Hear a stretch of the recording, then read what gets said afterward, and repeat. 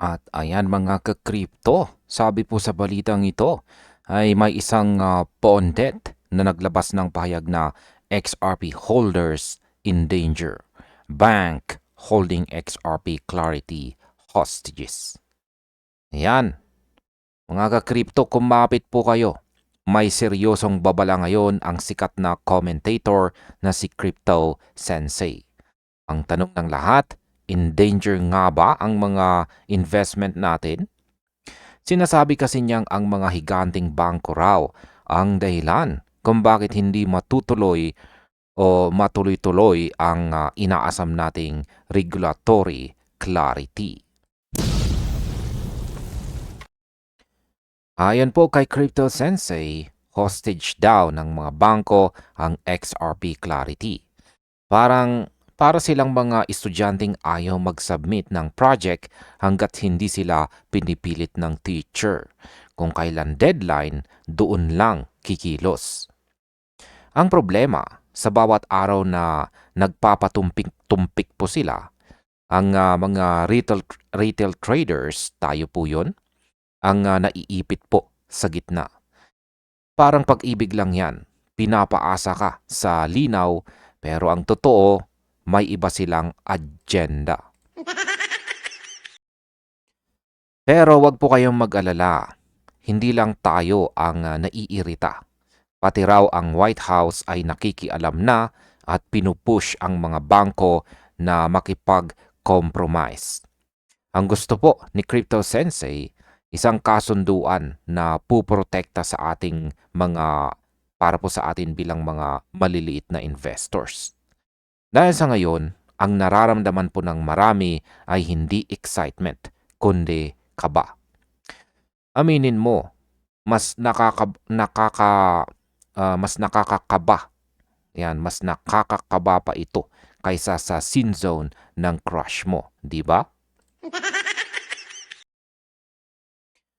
Sa kabila ng ingay, may liwanag pa rin sa dulo ng tunnel.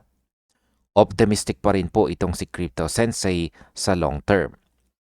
Kapag na-establish na ang clarity, magkakaroon daw ng rush ng innovation sa financial tech sa US.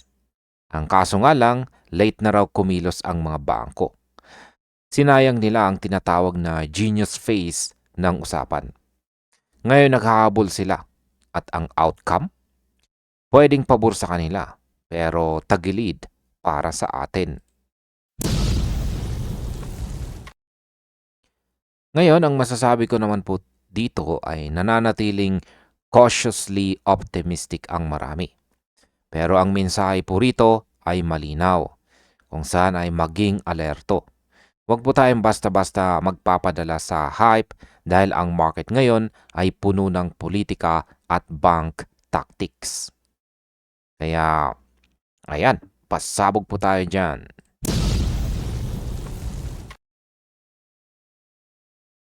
At ayan, ang sabi po dito sa ating sunod na balita ay XRP price outlook.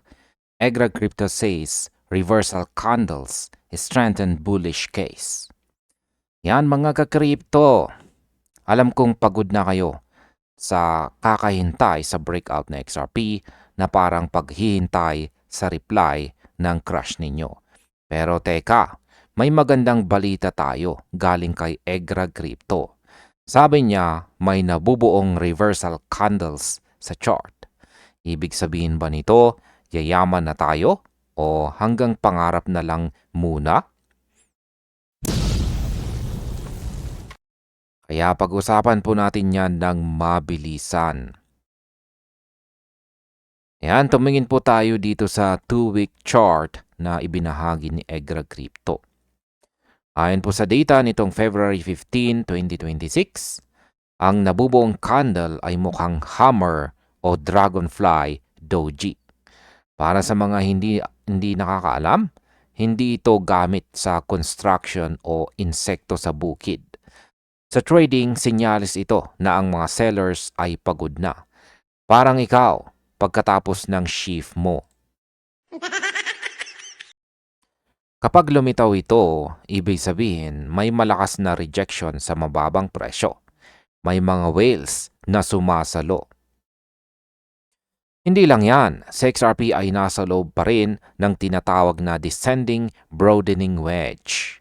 Sosyal pakinggan, ano? Pero simple lamang yan. Habang bumababang presyo, lalong lumalawak ang volatility. Sa technical theory, kapag nanatiling buo ang structure na ito at hindi nabasag ang support, ang susunod na galaw po niyan ay pataas. Parang utang lang ng kapitbahay ninyo. Pataas ng pataas, pero ito positive ang outcome para sa atin. Ngayon ay maraming ingay sa social media ngayon. May mga nagsasabing XRP is dead. Pero sabi nga sa report, structure holds greater value than market noise. Huwag kang magpadala sa FUD o takot.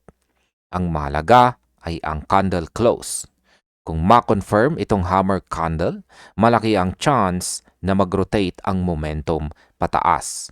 Kaya makinig kaysa makinig po sa chismis ng tita mong mapanghusga, sa chart ka tumingin. Ngayon, ang masasabi ko po rito ay ang outlook ay cautiously bullish.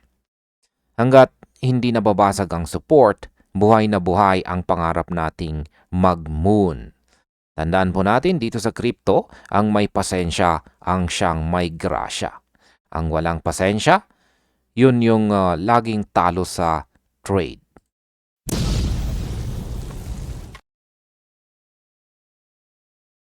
At ayan, ang sabi naman sa balitang ito ay meron pong isang analyst na naglabas ng kanyang pahayag na XRP is lining for a huge move. This pattern clears path for $50 to $70 price.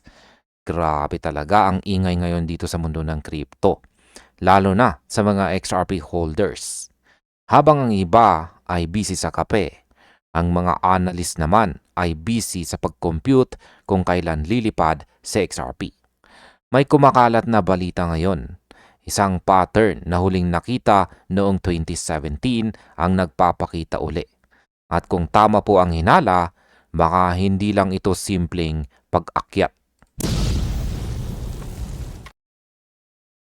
Ayon po sa analyst na si Crypto Bull, ang galaw ni XRP ngayon ay carbon copy ng nangyari noong early 2017. Noon bago nag-peak sa XRP sa halos $4, dumaan muna ito sa tinatawag na quiet reset. Ibig sabihin nag-breakout, bumalik ng bahagya para humalik sa support bago tuluyang humarurot pataas. Parang yung ex mong nagparamdam lang uli para tingnan kung marupok ka pa. Pero ito, pera ang hatid, hindi po sakit ng ulo. Ngayon 2026, tapos na po ang malaking rally ng 2025 at kasalukuyang tayo po ay nasa consolidation phase. Pero heto ang malupit. Kung gagamitin po ang logarithmic growth trajectory o sa madaling salita, yung math na hindi natin natutunan sa school, ang target price ng XRP ay pwedeng pumalo ng $50 hanggang $70. Isipin mo yon, mula sa barya-barya, pwedeng maging pang down payment na ng bahay o pang isang taong supply ng kape. Pero teka, bakit natin paniniwalaan ito? Simple lamang po mga ka-crypto. Kasi noong 2017, puro hype lang tayo. Ngayon malinis na ang pangalan ng Ripple sa regulators, pasok na ang mga malalaking institution at mas mature na ang market. Hindi na lang ito basta drawing sa chart. May fundamental backing na ito. Kumbaga sa laro, naka-max stats na itong si XRP. Hintayin na lang natin yung go signal ng market momentum. Yan, bilang aking opinion tungkol dito, Ang crypto ay parang roller coaster. Masarap sa pakiramdam pag nasa itaas, pero nakakahilo pag pababa. Kailangan pa rin natin ng confirmation sa volume at sustained support bago po tayo mag-celebrate. Pero ngayon ang chart ay nagsasalita. Si XRP ay lining up for a massive move. Kaya handa ka na ba? O manunood ka na lang uli sa gilid habang ang iba ay nasa buwan?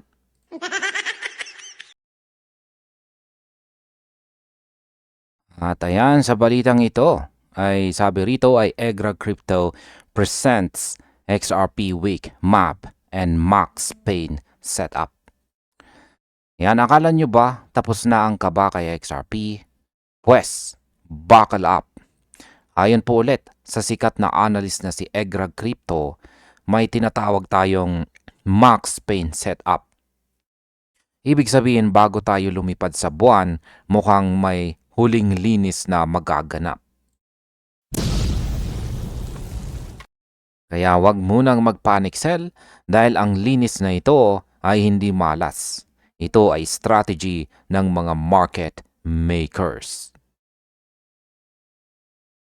Paliwanag po ni Egrag, mayroon tayong tinatawag na weak map.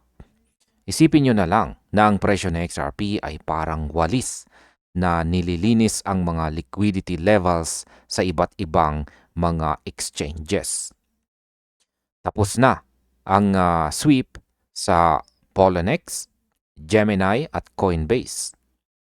Pati yung $1.25 sa Binance, nasagad na. Pero teka, may tatlong tira pa na hindi natatamaan.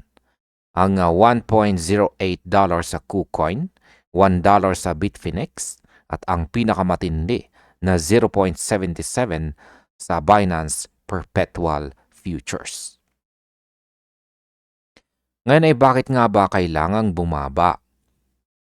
Ginamit po ni Egrag ang Super Guppy Mean Reversion Data.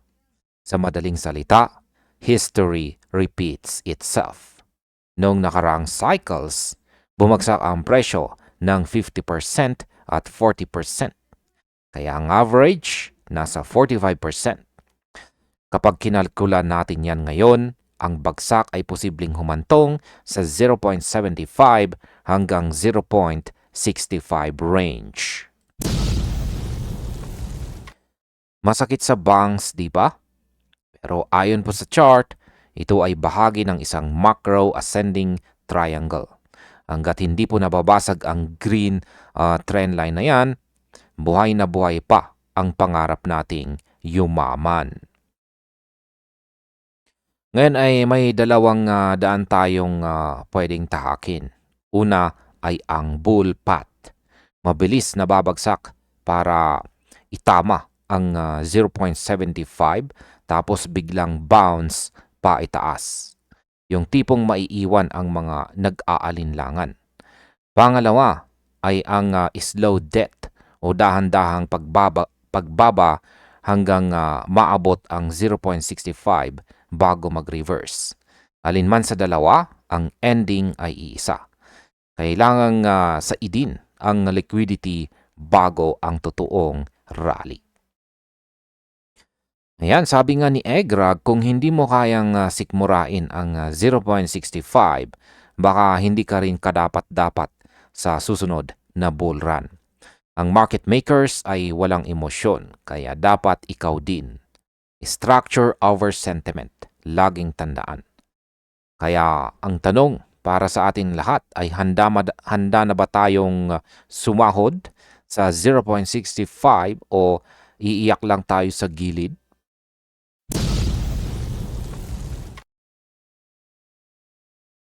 At ayan, sa balita naman na ito, ay meron pong isang matinding pahayag ang isang developer. Sabi niya, $300 billion XRP market cap is coming very soon. Here's the signal. Yan, sa lahat ng mga XRP holders na pagod na mag-antay, gising na. Kasi may developer na nagngangalang Bird ang nagsabing ang $300 billion market cap para kay XRP ay paparating na. At hindi lang ito basta hula sa hangin. May resibo siyang chart na tila nagsasabing, ready na ako. Kayo ba? Ayan. Tignan po natin ang logic. Simula pa noong mga nakaraang taon sa XRP ay parang relasyong toxic. Puro downward trend line. Pero ngayon ayon po dito sa chart ni Bird, ang price action ay siksik na sa dulo. Para itong spring na pilit mong pinipitpit. Kapag ito ay kumawala, talagang lipat. Alam nyo naman, sa XRP parang pag-ibig. Minsan matagal bago mag-bloom. Pero kapag nag-all-in, ubos ang savings. Sa kasalukuyan, nasa paligid ng $88 billion ang market cap natin. Pero ang target, $300 billion. Isipin po ninyo yan, halos triple ang itatalon. Ang signal na binabantayan ay itong green circle sa chart. Ayan po ulit. Yan, yan po yung nakikita natin sa chart, yung green na circle. Ito yung part na tapos na ang consolidation at handa na para sa vertical move. Sabi nga ni Bird, so it begins. Parang kontrabida sa pelikula lamang, di ba? Sobrang confident. Pero syempre, hindi po mawawala ang mga marites ng crypto community. May mga nagsasabing nasaan na yung 20 to 50 trillion na market cap na sinisigaw ng mga XRP chads araw-araw. Iba talaga ang hupium dito sa mundo ng crypto. Mas matapang pa sa kape ng barako. Samantalang ang iba naman, mas realistic at target muna ang $93 billion. Ang mahalagang takeaway po dito ay ang technical chart ay nagpapakita ng compression malapit sa resistance. Yan, balikan po natin ulit ang chart. Kapag nabasag po ang puting trend line na yan, asahan ang mabilis na expansion. Hindi man sinabi ni Bird ang eksaktong petsa, ang salitang very soon ay sapat na para hindi makatulog ang mga investors ngayong gabi. Ngayon ang masasabi ko po rito ay kung hawak mo pa ang XRP mo simula noong 2017, saludo ako sa pasensya mo. Mas mahaba pa yan sa pila ng NBI clearance. Tandaan, ang balitang ito ay base po sa technical analysis ni Bird, kaya laging mag-ingat at gumamit ng utak bago ang pitaka. $300 billion. Tignan natin kung ito na nga ang the big one.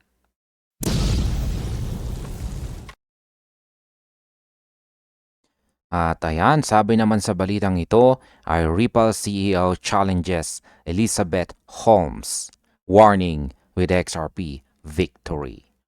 Alam niyo ba yung feeling na pinangaralan ka ng taong mismong nag-fail sa exam? Ganyan na ganyan ang nangyari nang biglang mag-warning si Elizabeth Holmes, yung founder po ng Theranos na nakulong. Yan, nag-warning siya tungkol sa pakikipaglaban sa gobyerno. Sabi niya wala pang nananalo sa federal prosecution. Pero teka, si Brad Garlinghouse ng Ripple, hindi lang basta nakinig. Sumagot pa siya na parang sinabing, sis, magkaiba tayo ng laro. Ngayon ay bakit nga ba nag-init ang usapan? Kasi itong si Elizabeth Holmes, dinala ang narrative na ang gobyerno raw ay parang boss mong laging tama. Hindi mo matatalo. Pero si Brad, direct to the point ang resback. Parang sinabi niya, hoy, criminal case ang sa iyo. Civil case lang ang sa amin. Magkaiba yan mga kakripto. Yung isa, kulong ang bagsak dahil sa fraud. Yung kay Ripple, usapang compliance at registration lang ng XRP bilang security. Hindi porket nakasuit kayo pareho, pareho na kayo ng kaso. Matatandaan po nating kinasuhan ng SEC ang Ripple dahil sa $1.3 billion sales ng XRP. Akala ng marami matutulad sila sa mga kumpanyang biglang naglalaho na parang bula. Pero nitong 2023, nagbago ang ihip ng hangin. Biglang nagbago po ang ihip ng hangin kung saan ay nagdesisyon ang korte na ang pagbebenta ng XRP sa mga exchanges ay hindi po securities. Ibig sabihin malinis po ang pangalan ni XRP sa mata ng publiko. Isipin mo yun, imbis na magtago, hinarap ni Ripple ang gobyerno at nanalo ng partial victory na nagbigay po ng kalinawan sa buong crypto industry. Ngayon ay fast forward po tayo ngayong taong 2026. Sarado na ang kaso. Nag-withdraw na ng appeals ang parehong panig. Ito na ang pinakahihintay na clarity ng mga XRP holders. Habang si Elizabeth Holmes ay ginawang example ng kung ano ang hindi dapat gawin. Si Brad Garlinghouse naman ang naging poster boy ng kung paano lumaban ng tama. Kaya ang lesson po dito, legal context matters. Hindi lahat ay nakikipag-away sa gobyerno. Hindi po lahat ng nakikipag-away sa gobyerno ay talunan. Minsan kailangan mo lang ng tamang abogado at malinis na intensyon. At ang masasabi ko naman tungkol dito ay ang laban ng Holmes versus Garlinghouse ay hindi lang tungkol sa pride. Ito po ay tungkol sa pagkakaiba ng pandaraya at innovation. Kaya sa mga naghihintay ng XRP Moon, heto na ang sagot. Ang Ripple ay hindi Tyrannos at si Brad ay hindi si Elizabeth. Kaya tapos ang boxing.